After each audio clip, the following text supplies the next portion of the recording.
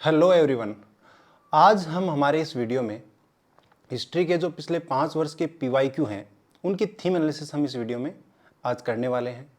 दोस्तों, इस वीडियो में हम देखेंगे कि पिछले 5 वर्षों में हिस्ट्री के जो क्वेश्चंस हैं, किस वर्ष कितने क्वेश्चंस आए और किन किन टॉपिक्स से हर साल क्वेश्चन रिपीट हो रहे हैं, किस लेवल के क्वेश्चन आते हैं। तो आज ये सब कुछ हम अपने इस वीडियो में देखने वाले हैं। मेरा नाम उपेंद्र डाका है। आप में से कुछ लोग मुझे पहले से जानते होंगे और मैंने 2019 में आईएएस का इंटरव्यू दिया था और मैं 3 बार आईएएस प्रीलिम्स क्लियर कर चुका हूँ। 2023 में भी मुझे आईएएस मेंस लिखने का मौका मिला है। दोस्तों, अगर हम हमारे वीडियो की शुरुआत करें तो पहले हमें ये देखना है कि हिस्ट्री की जो इम्पोर्टेंस है, हिस्ट्री की जो हमारे लिए इम्पोर्टेंस है वो कितनी है। हर साल यूपीएससी कितने क्वेश्चन हिस्ट्री से पूछता है, तो वो आप देख सकते हैं। 2023 जो अभी इस साल एग्ज़ाम हुआ था उसमें लगभग 13 क्वेश्चन इन्होंने पूछे थे। इसके बाद में अगर 2022 की बात करें तो 16 क्वेश्चन, 2021 की बात करें तो 19, 2020 में भी 19 और 2019 में 16 क्वेश्चन। हो सकता है एक दो क्वेश्चन जैसे कोई करंट अफेयर में ऐड कर देता है, कोई हिस्ट्री में ऐड कर देता है, तो एक दो क्वेश्चन का आगे पीछे हो सकता है। लेकिन यहाँ एक अपन एक एवरेज निकालें तो लगभग 15 क्वेश्चन। अब 15 क्वेश्चन बहुत ज़्यादा होते हैं। इन 15 क्वेश्चन अगर आपने हिस्ट्री को बहुत ढंग से प्रिपेयर किया है, एक दो क्वेश्चन देखो यूपीएससी हर साल थोड़ा ऐड करती है, हार्ड क्वेश्चन डालती है, बट अगर आप 13 या 14 क्वेश्चन तक अगर अच्छा परफॉर्म कर देते हैं तो आपका अन्य सब्जेक्ट पे जो बर्डन है वो कम हो जाता है। और हिस्ट्री हमारा क्या है कि हम पढ़ते आ रहे हैं बहुत, मतलब जैसे 6 से स्टार्ट हो जाता है, तो ये हमारे लिए थोड़ा इजी भी होता है। तो अगर इसको थोड़ा सा हम जान लें कि क्वेश्चन कहाँ से आ रहे हैं, किस लेवल के क्वेश्चन आ रहे हैं, कौन सी थीम्स हैं जो रिपीट हो रही है। अब देखो, अभी हम आगे देखेंगे कि कुछ टॉपिक ऐसे हैं जिनको अगर आप जितनी डेप्थ में प्रिपेयर करके जाओगे उतना ज़्यादा आपको फ़ायदा होगा। तो स्टार्ट करते हैं। एक और चीज़ आप इसमें ये भी देख सकते हैं कि एंसेंट, मिडाइवल और मॉडर्न। एक टाइम ऐसा था कि लोग स्पेक्ट्रम पढ़ के जाते थे, मॉडर्न वाली, और उसमें उनका काफ़ी अच्छा उनका वो परफॉर्म करके आ जाते थे। लेकिन आजकल वो देखो थोड़ा सा ऐसा रहा है कि मिडाइवल और जो एंसेंट है उनका पोर्शन भी लगभग क्या हो रखा है, सेम सा हो रखा है। तो आप इनको इग्नोर नहीं कर सकते। तो अब हम क्या करेंगे, पूरा एनालिसिस करेंगे एंसेंट, मिडाइवल, मॉडर्न का, कि किन किन टॉपिक से क्वेश्चन आते हैं, कौन से टॉपिक हमें प्रिपेयर करके जाने ही चाहिए। ठीक है, तो सबसे पहले हम स्टार्ट करते हैं एंसेंट से। सॉरी,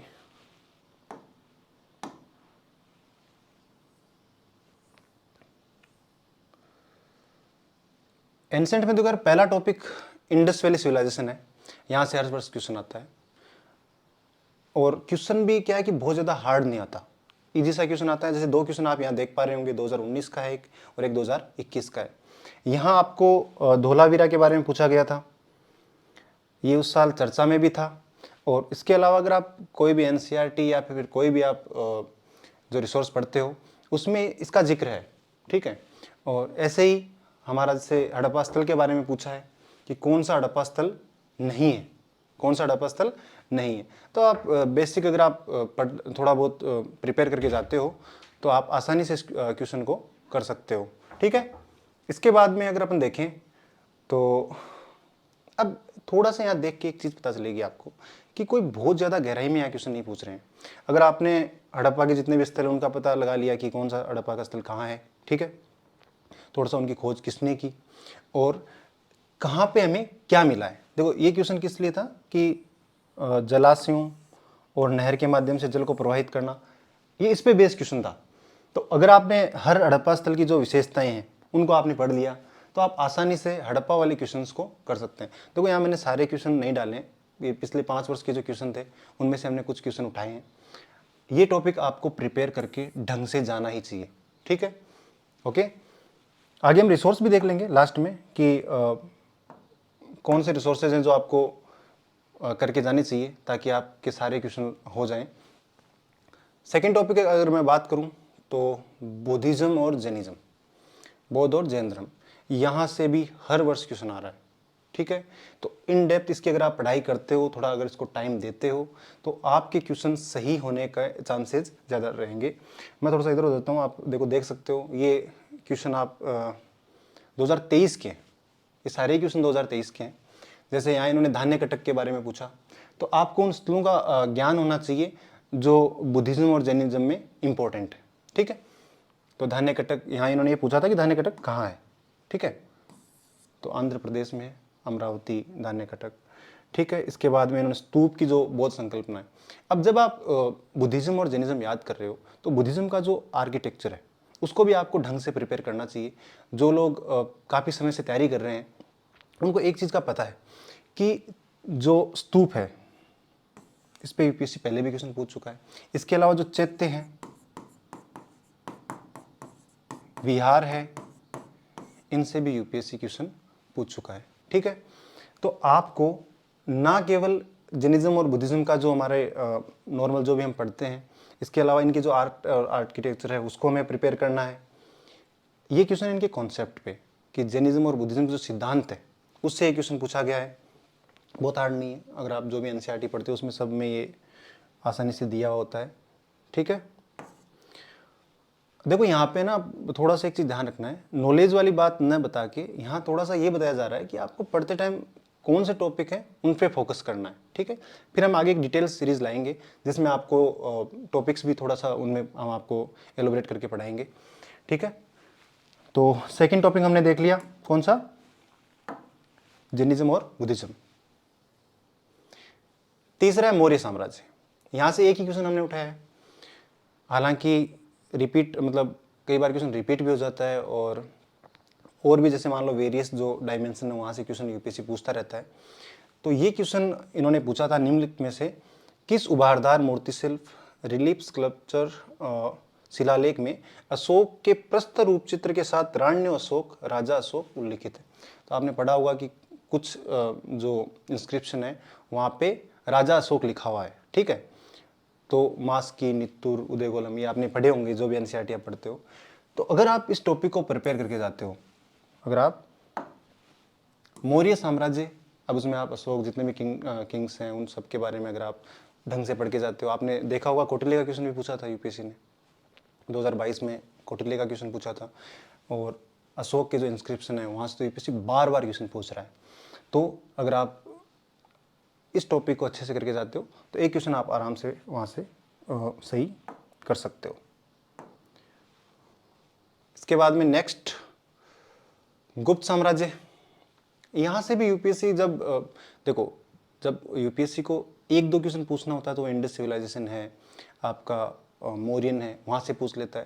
लेकिन जब क्वेश्चन बढ़ाता है यूपीएससी की, मान लो इंस्टेंट से उन्होंने 4 या 5 क्वेश्चन पूछे तो वो यहाँ से क्वेश्चन पूछ लेता है। गुप्त साम्राज्य वाला जो टॉपिक है वहाँ से भी यूपीएससी से 2022 में पूछा कि कुल्यवाप और द्रोणवाप क्या होते हैं, ठीक है।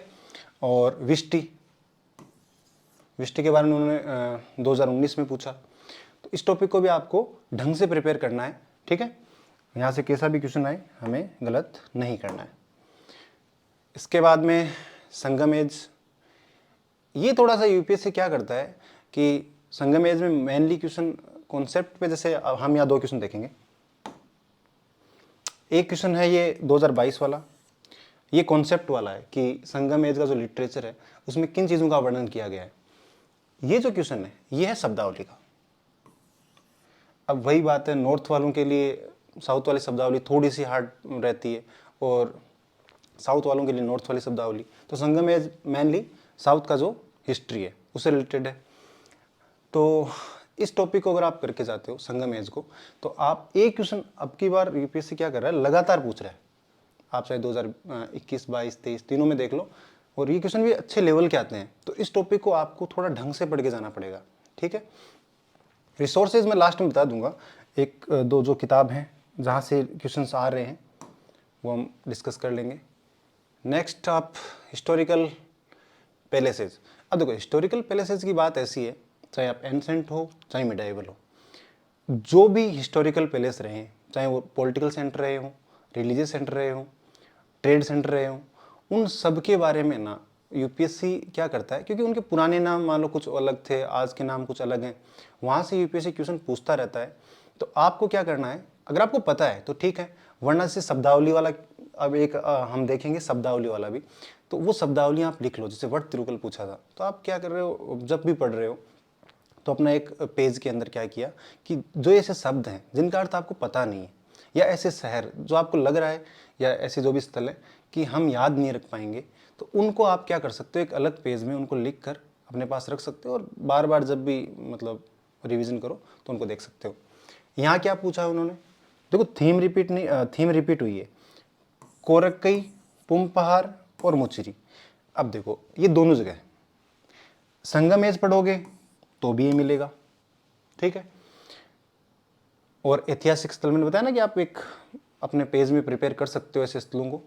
दूसरा घंटासाला, कंदूरा, चोल, दोनों ही पोर्ट हैं, ये भी पोर्ट थे, ये भी पोर्ट है।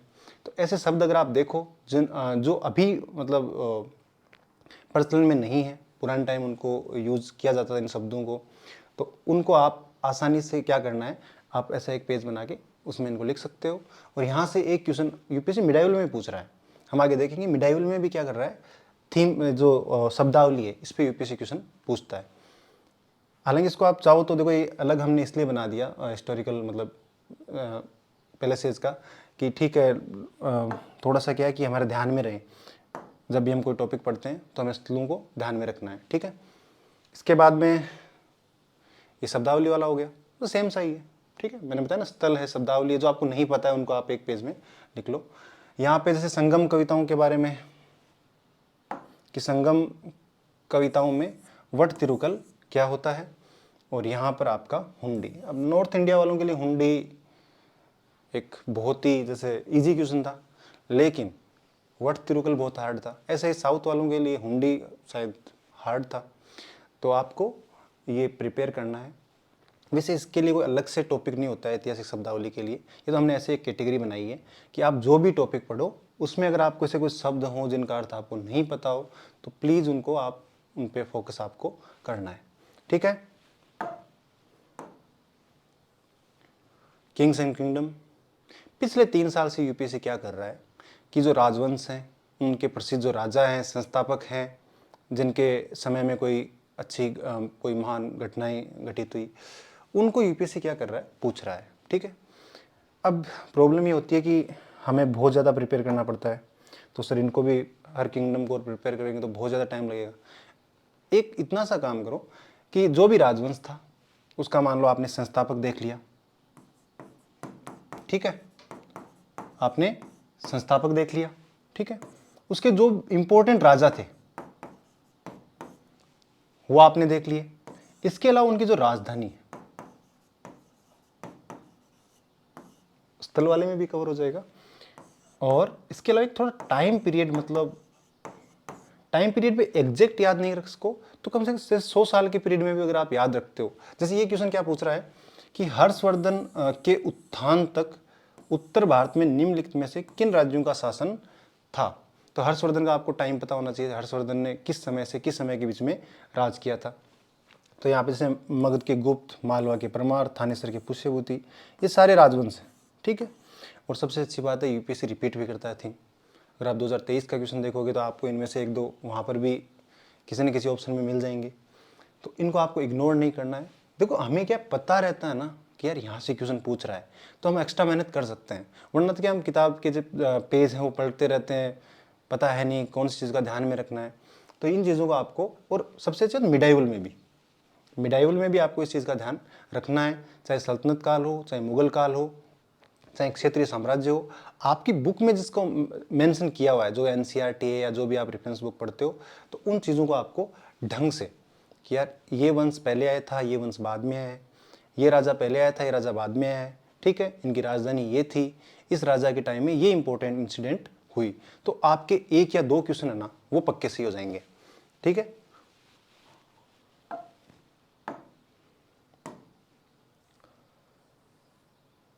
आर्ट एंड कल्चर, देखो मैंने क्या है कि यहाँ पे अलग से आर्ट एंड कल्चर का पोर्शन नहीं लिया। देखो आप क्या कर रहे हो, मैं जैसे पढ़ता हूँ हालांकि हो सकता है कि आपके पढ़ने का थोड़ा तरीका अलग हो, तो आप वैसे भी पढ़ सकते हो, लेकिन जो लोग नहीं, जिन्होंने अभी प्रिपरेशन स्टार्ट की है या जिनको दिक्कत आ रही है, तो आप आर्ट एंड कल्चर को है ना साथ में प्रिपेयर करो। एग्जाम्पल देता हूँ, जैसे आपने मौर्यन पीरियड पढ़ा, तो ऑब्वियस सी बात है उस समय आप मौर्यन पीरियड की आर्ट एंड जो कल्चर है, उनका जो आर्किटेक्चर है, वो सारा वहाँ पर भी आपको आएगा, वहाँ पे उसका जिक्र होगा। तो आप फिर अलग से कोई बुक ला के उसमें आप आर्ट एंड कल्चर पढ़ रहे हो, तो वो थोड़ा ठीक नहीं है, ठीक है। या फिर आपके पास अलग से बुक है, तो भी आप जैसे मौर्यन पीरियड पढ़ रहे हो, तो मौर्यन जो आर्ट और जो कल्चर उनका जो भी है, वो आप उसी टाइम पढ़ो, ठीक है। ऐसे ही मिडाइवल है, तो मिडाइवल में भी जैसे आप मुगल पीरियड पढ़ रहे हो, शाहजहाँ का पीरियड पढ़ रहे हो, तो उसने क्या क्या निर्माण करवाया, आप उसी टाइम उसके साथ ही पढ़ो, अलग से कोई बुक मत लाओ, वरना क्या होता है कि वो तारतम्यता नहीं रह पाती। हमने मुगल पीरियड तो पढ़ा था, कोई मतलब आप मिडाइवल पढ़ रहे थे तब पढ़ा, फिर आप क्या है उसकी आर्ट एंड आर्किटेक्चर जब आपको मौका मिलता है अलग से तब पढ़ते हो, तो वो क्या होता है कि थोड़ा सा टाइम गैप आता है, और वो उतना ढंग से आपको याद नहीं रह पाता। मैं तो साथ ही याद करता हूँ, ठीक है, साथ ही पढ़ता हूँ, तो मुझे तो अच्छा लगता है। और आप भी अगर आपको दिक्कत आ रही है तो आप ये ट्राई कर सकते हो, ठीक है। अब जैसे इन्होंने क्या किया है, बेसनगर, भाजा, सीतनवासल। देखो, जब आप जैनिज्म पढ़ते हो तो वहाँ सीतनवासल का जिक्र आता है, जब आप बौद्ध धर्म पढ़ते हो तो भाजा का जिक्र आता है। बेसनगर, ये वैष्णव जो वैष्णव है उनसे संबंधित स्थल था, हालांकि यहाँ सेव दिया हुआ है तो ये गलत हो जाएगा, ठीक है। और यहाँ पे लिटरेचर का है कि इनमें से कौन सा जैन ग्रंथ है, ठीक है। तो अब आप फिर बता रहा हूँ, जब जैनिज्म पढ़ रहे हो या बुद्धिज्म पढ़ रहे हो तो उसी टाइम इसको प्रिपेयर करो, अलग से मत करो। अलग से बुक्स पढ़ने जाओगे तो ठीक नहीं है, आप इसी को साथ में प्रिपेयर करो। तो यहाँ से एक क्वेश्चन पूछता है, और देखो ये उस थीम में भी है, पैलेस वाले में, मतलब जो भी स्थान वाला है उसमें भी है ये। तो ये 3 जगह आ गया। बुद्धिज्म जैनिज्म पढ़ रहे हो, वहाँ भी ये कवर होना चाहिए, ठीक है। ये भी बुद्धिज्म और जैनिज्म में कवर होना चाहिए, ठीक है।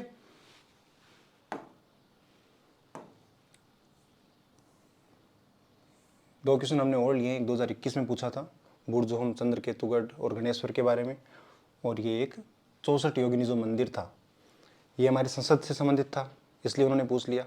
एक और इम्पोर्टेंट बात, चाहे एंसेंट हो, मिडाइवल हो, मॉडर्न हो, अभी यूपीएससी थोड़ा सा क्या कर रहा है, जो चर्चा में रहता है कुछ भी, उसका यूपीएससी क्या करता है, क्वेश्चन पूछ लेता है, तो वो थोड़ा इजी भी पड़ता है, क्योंकि करंट अफेयर में भी था, उसके बारे में आर्टिकल्स आते हैं, तो वहाँ आप देख लेते हो। तो ध्यान रखना है, अगर कोई भी हिस्टोरिकल मान लो इंसिडेंट थी या कोई, तो वो चीज़ अगर करंट अफेयर में अगर चर्चा में है तो वो आपको ध्यान रखना है, ठीक है। वहाँ से क्वेश्चन आने के चांसेस बहुत ज़्यादा है, और सही होने के चांसेस भी बहुत ज़्यादा है। क्यों? क्योंकि मान लो आपको हिस्ट्री बहुत ज़्यादा नहीं आती हो, लेकिन करंट अफेयर की चीज़ें तो हम पढ़ते ही हैं, ठीक है। तो अब वही बात है, इसको आप पैलेस में भी पढ़ सकते हो, जो भी स्थान है उनमें भी पढ़ सकते हो, और आर्ट एंड कल्चर उसमें अगर आप देखें, चंद्रकेतुगढ़ है तो ये टेराकोटा के लिए फेमस था, गणेश्वर है ये ताम्र कलाकृतियों के लिए फेमस था, ठीक है। बुर्जों आप जब भी स्टोन एज पढ़ते हो तो नवपाषाण काल का ये स्थल था, बुर्जोम और गुफ कराल। कोई भी छोटी मोटी एनसीईआरटी अगर आप देखते हो तो वहाँ पे मिल जाता है, ठीक है। इसमें कोई बहुत ज़्यादा गणित नहीं है, और यही गलत था ना।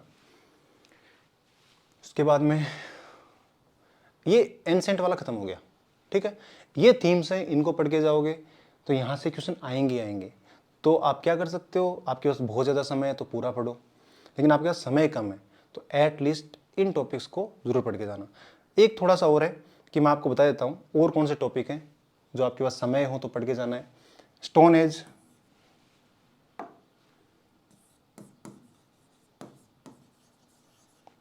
जो पाषाण काल है, इसमें आपके पूरा मध्य और नवपाषाण, उन स्थलों के बारे में आपको पता होना चाहिए, ठीक है। उसके बाद में वैदिक पीरियड, एक ताम्रपाषाण है वो भी इसी में देख लेना, जैसे वहाँ पे गणेश्वर पूछा गया था, हमने पीछे वाली जो स्लाइड देखी थी, ठीक है। महाजनपद, उसके बारे में आपको पढ़ना है। जैनिज्म, बुद्धिज्म और मौर्य काल हमने देख लिया। तो जो मौर्योत्तर काल है, जो बीच का एक गेप आता है, जो मौर्य काल और गुप्त काल के बीच का जो गेप आता है, मौर्योत्तर काल, उसको भी आपको ढंग से देखना है। अगर आपके पास जब वो टॉपिक कर लो तब, ठीक है। इसके अलावा आपको एक गुप्त काल हो गया, तो जो गुप्तोत्तर काल है, जैसे हर्ष वाला जो क्वेश्चन आया था, किंगडम वाला आया था, तो गुप्तोत्तर काल से संबंधित है, ठीक है। इसको भी आप जब आपके पास समय हो तो इस चीज को भी आप देख लेना, ठीक है। अब हम चलते हैं मिडाइवल पे।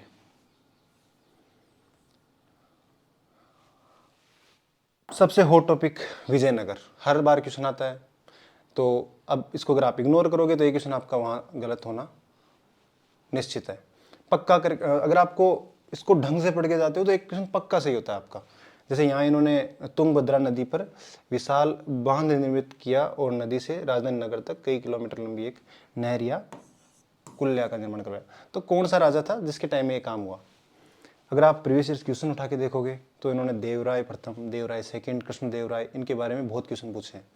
तो अगर आपने प्रीवियस ईयर्स भी कर लिए, अगर आपने एक बार ढंग से प्रीवियस ईयर्स भी कर लिए, तो मैं मानता हूँ कि हिस्ट्री के जैसे 15 क्वेश्चन आते हैं ना, उनमें से 6 से 7 क्वेश्चन वैसे भी आप कवर कर सकते हो।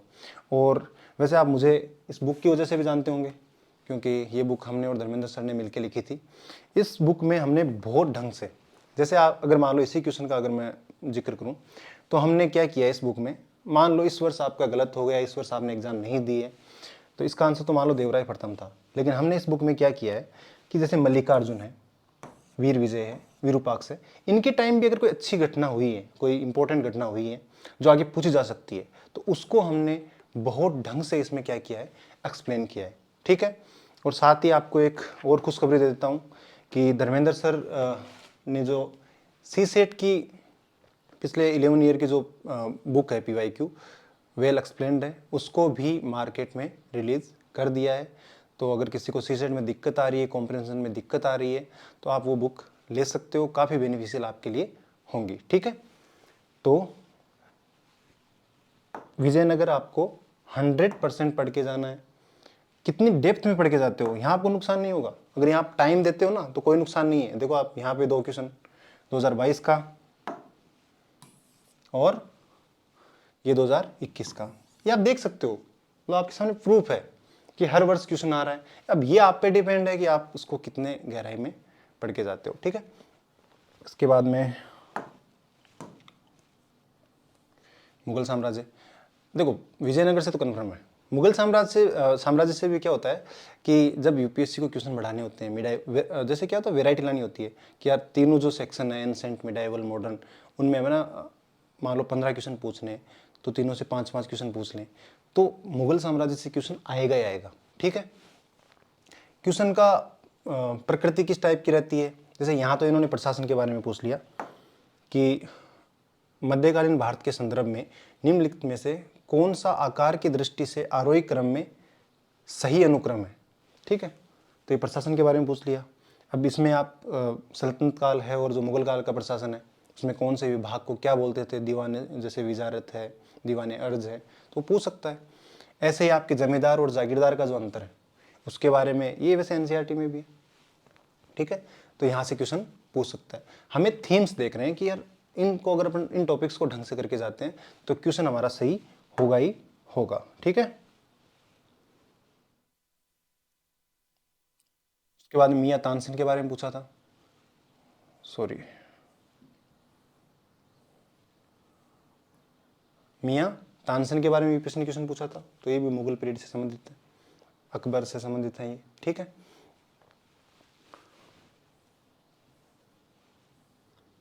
अब हिस्टोरिकल वोकेबलरी, ये उस साल का ना 2022 का सबसे हार्ड क्वेश्चन था, कूलाधारण वाला, बुक्स में भी नहीं मिलता है, तो 1-2 यूपीएससी सेक्शन पूछती है, लेकिन हमें मेंटली प्रिपेयर रहना है कि और जो वोकेबलरी है जो हमारी बुक्स में है उसको हमें ढंग से प्रिपेयर करना है, चाहे एंसेंट हो चाहे मिडाइवल हो, ठीक है।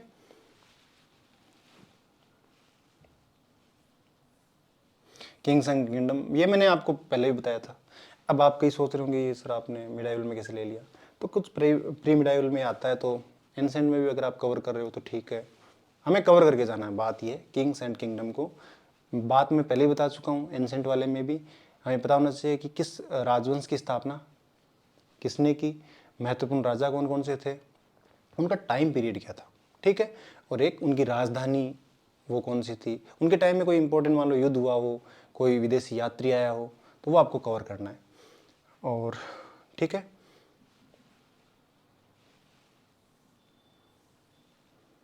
अब देखो एक छोटी सी चीज़ देखो आप, थीम का फ़ायदा क्या होता है। जैसे मैंने 3 बार प्रीलिम्स क्लियर किया है, तो होता क्या है कि यार थोड़ा सा आइडिया है, प्रीवियस ईयर क्वेश्चन ढंग से देखते हैं तो आइडिया हो जाता है कि यहाँ से क्वेश्चन आएगा। तो क्या है कि लास्ट टाइम में उस चीज़ का बहुत फ़ायदा होता है। रिवीजन करना, मान लो आपको एक दिन में पूरी की पूरी हिस्ट्री पढ़नी है, तो पूरा संभव नहीं है ना। तो थीम याद रहती है कि हाँ हमें ये टॉपिक पढ़ के जाना है। इस टॉपिक में भी पर्टिकुलर वो जो सेक्शन पोर्शन है, जैसे यहाँ पे ये 2022 का क्वेश्चन है, मंगोल आक्रमण, ठीक है।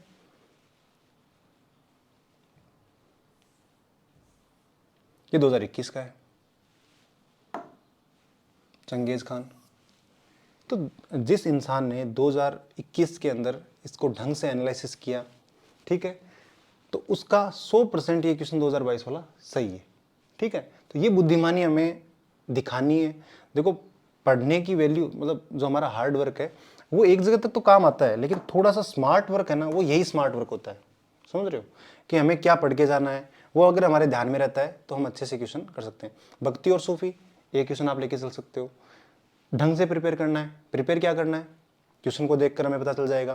जैसे रामानुजाचार्य के बारे में पूछा था, तो जितने भी संत हैं उनकी शिक्षाएं क्या क्या थी, उनका टाइम पीरियड क्या क्या था, किस शासक के वो समकालीन थे, वो आप यहाँ देख सकते हो। जैसे निम्बार्क, क्या निम्बार्क और अकबर समकालीन थे। तो ये पढ़ते टाइम ध्यान रखना है। केवल भक्ति और सूफीज्म को पढ़ के जाने का मतलब ये नहीं कि पेज पलट के जाना है, हमें ये भी ध्यान रखना है कि क्वेश्चंस का नेचर क्या है, ठीक है। कबीर और शेख अहमद सर हिंदी, तो जब कबीर पढ़ो, जो भी आप संत पढ़ रहे हो, तो हमें ये भी पता होना चाहिए कि वो किस अन्य संत के समकालीन थे और किस राजा के समकालीन थे, और उन्होंने कौन सी शिक्षाएं, उनकी कोई किताब हो, वो आपको पता होना चाहिए, ठीक है। तो मिडाइवल वाला यही है। इसके अलावा कुछ 2-3 टॉपिक और हैं, जैसे सल्तनतकालीन है, जो सल्तनत काल है उसको आप देख के जा सकते हो। वैसे तो आप किंग्स एंड किंगडम, हमने जो थीम ली थी, ब्रॉडर थीम, उसमें ही आ जाता है, बट आप इसको देख के जाओगे। इसके अलावा एक आपको मराठा जो प्रशासन है, शिवाजी के जो भी विजय अभियान है, ठीक है, उसको आपको थोड़ा देख के जाना है। तो ये इतना अगर आप करके जाते हो तो मिडाइवल में आपका आसानी से जो भी क्वेश्चन है वो सोल्व हो जाएंगे। देखो अब हो सकता है इसकी और मैं छोटे छोटे थीम और बता दूं, ये भी पढ़ जाओ वो पढ़ जाओ। ब्रॉडर थीम मैंने बता दी। अब ये आपका काम है कि प्रीवियस ईयर्स की आप जो भी क्वेश्चंस हैं उसके हिसाब से आपको थोड़ी और मेहनत करनी है। यहाँ तो क्या है कि स्लाइड्स में सारा संभव नहीं है, 2-3 स्लाइड हम लाए थे हर टॉपिक की। आपके पास तो पेपर्स होंगे, तो उसमें देख देख कर है ना कि यार किस टाइप के क्वेश्चन पूछे, वो पूरा आपको उसी हिसाब से आपकी प्रिपरेशन करनी है, ठीक है। मॉडर्न की बात अगर अपन करें तो एक टाइम तो मॉडर्न से 10-10 क्वेश्चन आते थे, लेकिन आजकल थोड़ा सा चेंज हो गया है। लेकिन यूपीएससी कभी भी आपको दोबारा चौंका सकता है, तो इसको प्रिपेयर करना है ढंग से। तो पहला अगर मैं देखूं तो जो इंडिया जो एक्ट है, यूरोपियों का जो प्रशासन था, इसको ब्रॉडर वे में ऐसे ले सकते हो, उनका जो प्रशासन है, उनकी जो नीतियां थी, ये आपको ढंग से करके जाना है, ठीक है। एक जैसे यूरोपियों का आगमन है, यूरोपियों का आगमन, आपके पुर्तगाली हो गए, डच हो गए, अंग्रेज हो गए, फ्रेंच हो गए, डेनिस हो गए, तो वो कब आए, उन्होंने भारत की किस एरिया में फैक्ट्रियां स्थापित की। देखो जो इंसान तैयारी कर रहे हैं पिछले मान लो इस साल, आप अगर 2023 में आप पेपर आपने 2023 में दिया हो, 2024 में आप देने वाले हो, जो अच्छी नज़र रखता है कि हाँ यूपीएससी क्या पूछ रहा है, उनको पता है कि यूपीएससी आजकल ऐसे क्वेश्चन भी पूछते हैं कि उन्होंने पहली फैक्ट्री कब स्थापित की, डचों ने कहाँ की, ठीक है, उसमें उस एरिया का शासक कौन था। ये सारी चीज़ें आपने देखी होंगी क्वेश्चंस में। देखो आपको ना इतना एनालिसिस करना पड़ेगा, ठीक है। मैंने हो सकता है मैंने आपको कुछ चीज़ें बताई हैं, आपको थोड़ा बेनिफिट होगा, लेकिन आप खुद से भी है ना ये काम कर सकते हो, ठीक है। इस टॉपिक से एक क्वेश्चन हर बार पूछ रहे हैं, वैसे तो एक्ट वाले से ही पूछ रहे हैं। देखो आपको और ज़्यादा गहराई में यहाँ से एक क्वेश्चन यूरोपियन के आगमन वाले से, एक एक्ट जो है देख लो आपके सामने 2023 में क्वेश्चन पूछा है, ठीक है, 2022 में क्वेश्चन पूछा है, 2021 भी आप उठा के देख लो, वहाँ भी आपको 100% क्वेश्चन मिलेगा। यानी अगर मैं प्रिपेयर ही कर रहा हूँ तो क्यों ना मैं एक इस टॉपिक तो करके जा सकता हूँ ताकि मेरा एक क्वेश्चन सही हो जाएगा, ठीक है। और ऐसे एक एक क्वेश्चन आप आराम से है ना फिर 15 के 15 क्वेश्चन सही कर सकते हो। ये देखो, ये 2021 का है, ठीक है। ये जो 1919 वाला है, इसको बाद में ही पूछा गया था। तो मतलब बहुत ज़्यादा हार्ड नहीं है, बस हमें थोड़ा सा स्मार्ट वर्क करना पड़ेगा। इंडियाज़ फ्रीडम स्ट्रगल, इसको आप पूरा कांग्रेस की स्थापना से लेकर भारत की स्वतंत्रता जो हमें मिली थी 1947 में, वहाँ तक जितने भी इंसिडेंट हैं उन सभी को आपको पढ़ के जाना है, ठीक है। अब जैसे ये भारत छोड़ो आंदोलन है, इसका क्वेश्चन आया, ठीक है। यहाँ पे आपको गांधी ऋण समझौता, तो आप बता सकते हो गांधी ऋण समझौता है वो कौन से मोमेंट से संबंधित था, सविनय अवज्ञा, ठीक है। और ये स्वदेशी से पूछा है। और तो यूपीएससी क्या करता है, रिपीट, मतलब इस टॉपिक से बार बार क्वेश्चन पूछ रहा है, बार बार क्वेश्चन पूछ रहा है। आप प्रीवियस देखो आप, बार बार, फिर भी हमारे गलत हो रहे हैं। इसका मतलब हम क्या कर रहे हैं, पढ़ाई तो खूब कर रहे हैं, लेकिन हमें ये नहीं पता है कि यार कौन सा टॉपिक इंपॉर्टेंट है, किसको हमें समय ज़्यादा देना है, और सारी की सारी चीज़ें ना ऐसे रट लेनी है, ठीक है ना। आप समझ लो, रट लो, जो भी आपका तरीका आप यूज करते हो, ठीक है। और इसमें देख लेना ना, अब ये हम तो 3 ही क्वेश्चन आपको दिखा पाए हैं, लेकिन इसके अलावा जो भी आज़ाद हिंद फौज वाला जो था, भारतीय नेवी का जो विद्रोह था, ठीक है, इसके अलावा जो आपका असहयोग आंदोलन हुआ था, तो सारी चीज़ें आपको कवर करके जानी है, ठीक है। सामाजिक और धार्मिक सुधार, हमने एक क्वेश्चन लिया है, हालांकि ये थोड़ा सा उसके लिटरेचर पे था, विट्ठाल विध्वंस की एक बुक पूछी थी, लेकिन आपको पता है स्वामी विवेकानंद, स्वामी दयानंद सरस्वती, राजा राममोहन राय, ईश्वर चंद्र विद्यासागर से एक बैथून स्कूल का पूछा था कि जो बैथून स्कूल थी, जो महिला शिक्षा के लिए काम करती थी, उससे संबंधित कौन से समाज सुधारक थे। यहाँ से एक क्वेश्चन आपको पक्का मिलेगा कि कौन से सुधारक ने क्या काम किया, कोई पत्रिका, ठीक है, कोई लिटरेचर उनका था, जैसे ये लिटरेचर का है, ठीक है। तो वहाँ से क्वेश्चन यूपीएससी पूछता है, देशों और कथा के बारे में पूछा था, हालांकि हार्ड था वो क्वेश्चन, लेकिन फिर भी अगर हमें पता हो कि यार यहाँ से क्वेश्चन आ रहा है तो हम थोड़ा डीप पढ़ाई कर सकते हैं ना, डीप स्टडी कर सकते हैं। तो एक क्वेश्चन हम यहाँ से ले सकते हैं, किसान और आदिवासी विद्रोह। इसके साथ आप 1857 का विद्रोह, अब की बार पिछले 5 साल में था नहीं, इसलिए मैंने कोई हेडिंग ली नहीं थी। एक 1857 का जो विद्रोह है, इन तीनों को अगर आप मिला लो तो एक क्वेश्चन आपको वहाँ पे आपके पेपर में मिल जाएगा। ये आपके 2020 के दोनों क्वेश्चन हैं, एक आदिवासी विद्रोह से और एक आपके किसान विद्रोह से, ठीक है।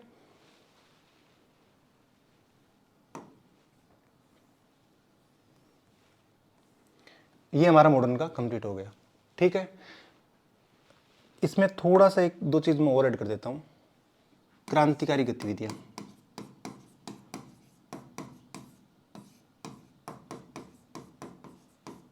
क्रांतिकारी गतिविधियों के जो विभिन्न चरण थे, ठीक है। इसके अलावा भारत और जो विदेशों में क्रांतिकारियों ने जो भी आंदोलन चलाए थे उनके बारे में आपको पता होना चाहिए। यहाँ से भी एक क्वेश्चन आता ही आता है। इसकी स्लाइड हम बना नहीं पाए थे, बट ठीक है, आपको बता दिया, इसको आपको प्रिपेयर करके ही जाना है, ठीक है। एक क्वेश्चन आपको पक्का यहाँ से मिल जाएगा, ठीक है। इसके अलावा अगर अपन देखें तो कभी कभी यूपीएससी क्या करता है, जो भारत की स्वतंत्रता के बाद का जो टाइम है उसमें हिस्ट्री में अगर कोई चीज़ हुई है तो वो क्वेश्चन भी पूछ लेता है। जैसे राज्य पुनर्गठन आयोग के बारे में पूछ लिया आपको, या फिर आपको जैसे एक भूमि सुधार था, यूपीएससी ने हाल ही के ईयर में पूछा था कि भूमि सुधार जो आंदोलन था, भूमि सुधार के जो कार्यक्रम थे, उनका उद्देश्य क्या था, ठीक है। तो ये चीज़ आप करके जा सकते हो। एक और बताता हूँ, बहुत ज़्यादा हमने उसमें बहुत ज़्यादा टॉपिक्स या बहुत ज़्यादा थीम में बांटा नहीं है इसको। क्यों? क्योंकि अब मैं आप यहाँ पर 50 थीम बता जाऊँगा तो फिर आपका तो वही पूरा काम, पूरी वही बुक को पढ़ते रहो, ठीक है। वो काम तो हो ही रहा है पहले से ही, हमें क्या करना है, उसको और थोड़ा प्रिसाइज करना है। जब आप इसको इतने ही टॉपिक में प्रिसाइज करके पढ़ते हो ना हिस्ट्री, तो ऐसा लगता है छोटी सी हिस्ट्री तो, और फिर आपको अलग से नहीं आप आर्ट एंड कल्चर अलग से पढ़ो, आप है ना हिस्ट्री में भी है ना मॉडर्न में इतने टॉपिक पढ़ने हैं, आपको ये करना है, तो थोड़ा सा क्या बर्डन लगता है, और फिर पढ़ने का मन भी है ना ऐसा लगता है कि यार जब इतना पढ़ना है इसमें तो आउटपुट भी बहुत कम है, ठीक है, तो वो थोड़ा सा दिक्कत करता है। अब मैं आपको रिसोर्सेज बताता हूँ। देखो एनसीईआरटी के लिए देखो बोलने की जरूरत नहीं है ना, एनसीईआरटी तो आपको बहुत छोटी छोटी है, और यूपीएससी की जो जिसको आईएएस बनना है उसके लिए कोई बहुत भारी काम ये नहीं है। ओल्ड प्लस न्यू, मेरी राइटिंग इतनी अच्छी नहीं है थोड़ी सी। और इसके बाद में अब आती है स्टैंडर्ड बुक की बात। यहाँ एक थोड़ा सा चौंकाने वाला मैं एक बात आपको बताने वाला हूँ, जो बुक हो सकता है आपने नहीं सुनी हो। देखो आपने और भी स्ट्रेटजी वीडियो सुने होंगे, या फिर कुछ जहाँ से अपने दोस्तों से पूछते हो, या आपके जो गाइड आपको जो कर रहा है किससे भी आप पूछते हो, तो एक क्या होता है कि वो क्या कहेगा कि जैनिज्म बुद्धिज्म है, कहाँ से पढ़ोगे, कि आप एल बासम पढ़ लो। अब एल बासम पहली बात तो हिंदी मीडियम के विद्यार्थियों के लिए क्या है, वो इंग्लिश में ओरिजिनल जो बुक है, तो वहाँ दिक्कत हो रही है। और एक जैनिज्म और बुद्धिज्म वाला टॉपिक है, वहाँ से एक क्वेश्चन आता है, तो उसके लिए बुक पढ़ना भी कोई बहुत ज़्यादा समझदारी की बात नहीं है। ऐसे आपको बोले कि मौर्य काल के लिए आप है ना रोमिला थापर पढ़ लो, या कुछ और, आप संगम एज के लिए उपेंद्र सिंह पढ़ लो। यानी एंसेंट की मैंने आपको 3 बुक बता दी जो आपको नहीं पढ़नी है, ठीक है, आपको नहीं पढ़नी है। अगर आपकी हिस्ट्री ऑप्शनल है तो आप उपेंद्र सिंह पढ़ सकते हो, बट नहीं है तो मत पढ़ना। आपको एक बहुत अच्छी बुक बता देता हूँ, आर्य पब्लिकेशन की एक बुक आती है,